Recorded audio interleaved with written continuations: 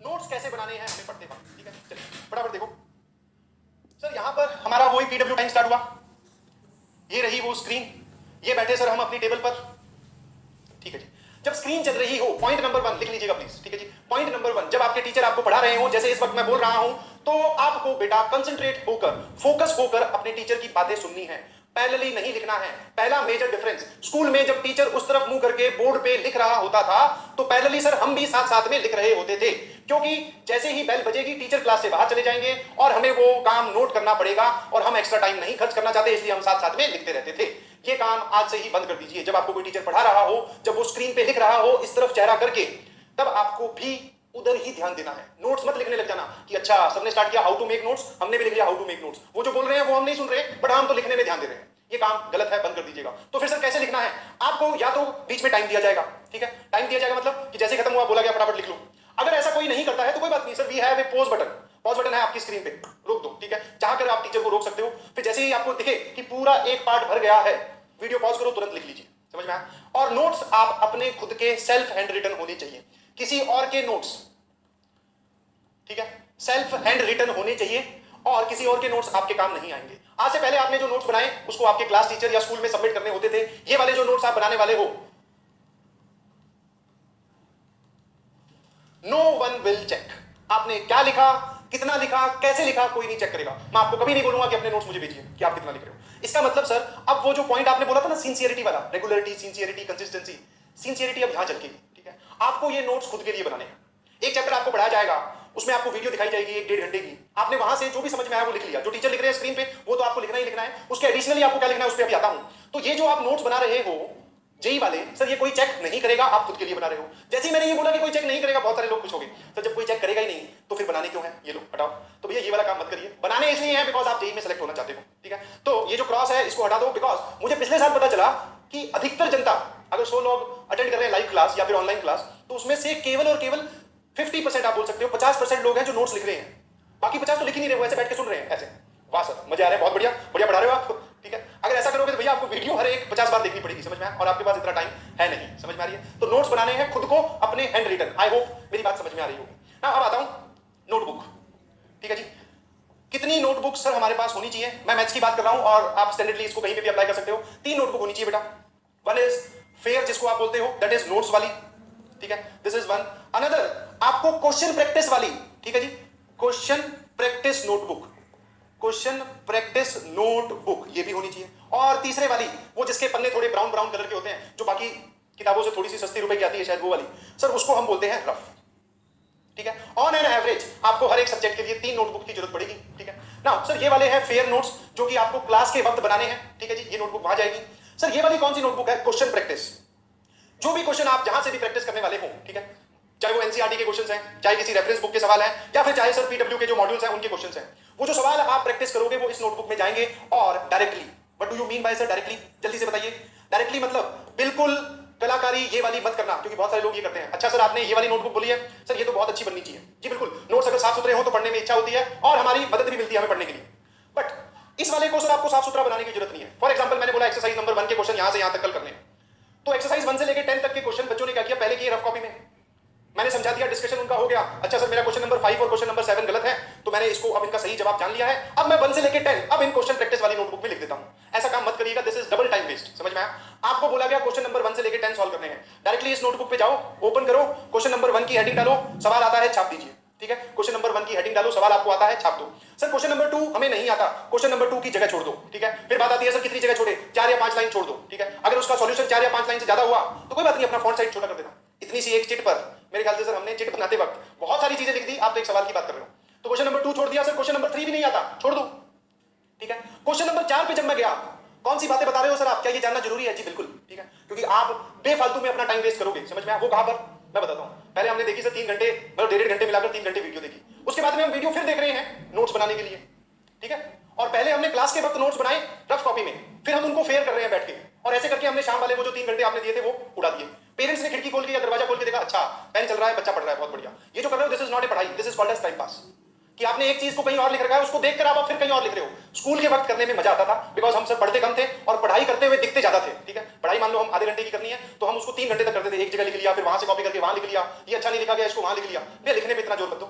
ये वाले क्वेश्चंस या फिर ये वाला जो नोट है आपको डायरेक्टली वीडियो से सीधे सीधे बनाने हैं, देख देख के। सुंदर बना सको तो बहुत अच्छी बात, वरना सुंदर इन द सेंस कि आप ही को पढ़ने हैं तो आपको समझ में आनी चाहिए, ठीक है जी। और ये क्वेश्चन प्रैक्टिस वाली कौन सी है? मॉड्यूल खोला, रेफरेंस बुक खोली, एनसीईआरटी खोली, सवाल देखा, सॉल्यूशन छापा, कोई नहीं आता छोड़ दिया। क्वेश्चन नंबर 4 पे पहुंचे, सर आधा सॉल्व किया, ये तो हमें पता चला गलत है, ये लो क्या करना बेटा, ऐसे काटा मारना है उस पे। अरे सर हमने तो आज तक कभी किसी सवाल पे काटा नहीं मारा, और वो भी फेयर नोटबुक में। जी बिल्कुल समझ में आया। वो जो तुम्हारी टाइम पास वाली हरकत है ना वो सारी छोड़ दो कि सर इसमें अगर गलत हो गया तो यहाँ पे तो काटा लग जाएगा, कोई बात नहीं, यहाँ पर जगह है यहाँ बना, वरना इसके अगली इसके नीचे ही जगह है वहां लिख, ठीक है। तो ये क्वेश्चन प्रैक्टिस वाली नोटबुक ऐसी बनेगी, समझ पा रहे हो? डायरेक्टली मॉड्यूल या जहां से सवाल सॉल्व कर रहे हो सीधा आंसर। मेरे ख्याल से बात सीधी सीधी और सटीक तरीके से समझ में आई। सर इसमें तो कटिंग हो रही है, अलग अलग पेन इस्तेमाल हो रहे हैं, कोई बात नहीं, ठीक है। ये सीक्वेंस में होनी जरूरी है, ऊपर एक्सरसाइज नंबर 1 लगी हुई होनी चाहिए, ठीक है। आपको पता होना चाहिए जब आप रिवीजन करोगे तो इस सवाल का जवाब आपने कहां लिखा हुआ है, समझ में आया? इन सब सवालों को सफेद पन्नों पे सॉल्व करके पन्ने फेंक दिए, जब जरूरत पड़ेगी ये कहां सॉल्व किए थे, तब हमारे पास उनका सॉल्यूशन ही नहीं है, तब वो गड़बड़ है। समझ पा रहे हो मेरी बात? तब वो गड़बड़ है। तो I hope this make sense. आपको कैसे नोट्स बनाने बात समझ में आ गई, दूसरी नोटबुक कैसे कंप्लीट करनी है वो भी समझ में आ गई। Sir what do you mean by rough book? जब आप नोट्स मतलब जब आप वीडियो देखेंगे तो आप 2 नोटबुक लेके बैठेंगे, वन इज दिस जिसमें आप नोट्स बना रहे हो, अनदर इज दिस मैथ्स में तो भैया इसकी बहुत जरूरत पड़ेगी, बिकॉज हर क्लास में कम से कम 10 बार मैं ये बोलूंगा वीडियो पॉज कीजिए, या फिर कि अब मैं आपको 2 मिनट का टाइम दे रहा हूं, ये क्वेश्चन सॉल्व कीजिए। वो क्वेश्चन जो आपको सॉल्व करना है वो इस रफ नोटबुक में सॉल्व करना है, और एक्स्ट्रा कोई काम है, एक्स्ट्रा कोई प्रैक्टिस वाली चीज है, ठीक है, वो कैलकुलेशन आपको इसमें करनी है। This is for during class calculation, this is for during class calculation, ठीक है जी। एक एक आज के बाद चलाई हुई कलम फेंकनी नहीं है, ठीक है। आपने चाहे कैसे भी लिखा हो, मुझे उससे कोई मतलब नहीं है, सर हमने आड़े लिख दिए, काटा हो रहा है, वो सब कोई फर्क नहीं पड़ता। आपको उसका रिकॉर्ड रखना है, किताबें संभाल के रखनी है, बिकॉज आज जो पढ़ाया जा रहा है स्कूल और एडवांस में एक और इंपॉर्टेंट मेजर डिफरेंस, सर जो आज आप पढ़ाओगे वो आप हमसे कल या परसों नहीं पूछोगे, या 1 महीने बाद में आप छोटे से टेस्ट में पूछ लोगे, परंतु जेईई वाले कब पूछेंगे? वो आज से 2 साल बाद में पूछेंगे। तो हम जो तैयारी है वो आने वाले हाफ ईयरली या पीटी के लिए नहीं कर रहे हैं, ठीक है जी। हम कर रहे हैं सर तैयारी 2 साल बाद में जो एग्जाम होगा उसकी। आई होप मेरी बात समझ में आ रही होगी। 2023 की हम तैयारी कर रहे हैं, तो वहां तक की सर इतनी लंबी तैयारी करने के लिए चीजों का ऑर्गेनाइज्ड होना बहुत जरूरी है।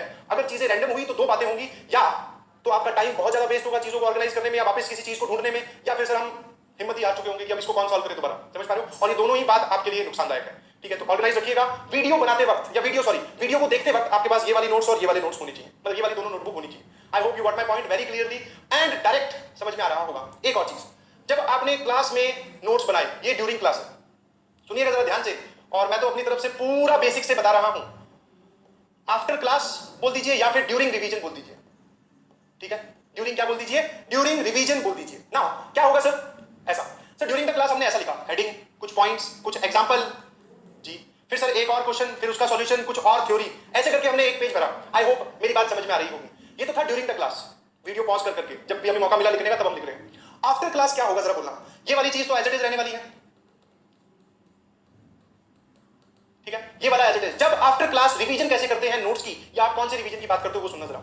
अब आप एक पेंसिल लेके बैठे या फिर कुछ भी, अब सर इसमें ऐसा टाइप का बनना स्टार्ट हो गया, ठीक है। और इन सर्कल्स में क्या लिखा हुआ है? सर ने इस फॉर्मूला को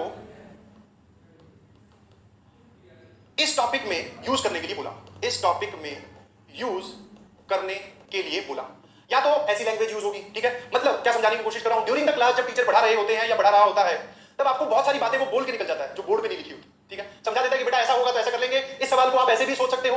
वो बातें आपको रिवीजन करते वक्त जरूर आपके दिमाग में रह रही होगी, अगर आपने ढंग से कंसंट्रेट होकर वीडियो को सुना है तो वो बातें जरूर आपके दिमाग में होगी, ठीक है। सर ने फॉर्मूला यहां पर, ये वाला फॉर्मूला इस टॉपिक पे लगाने के लिए बोला।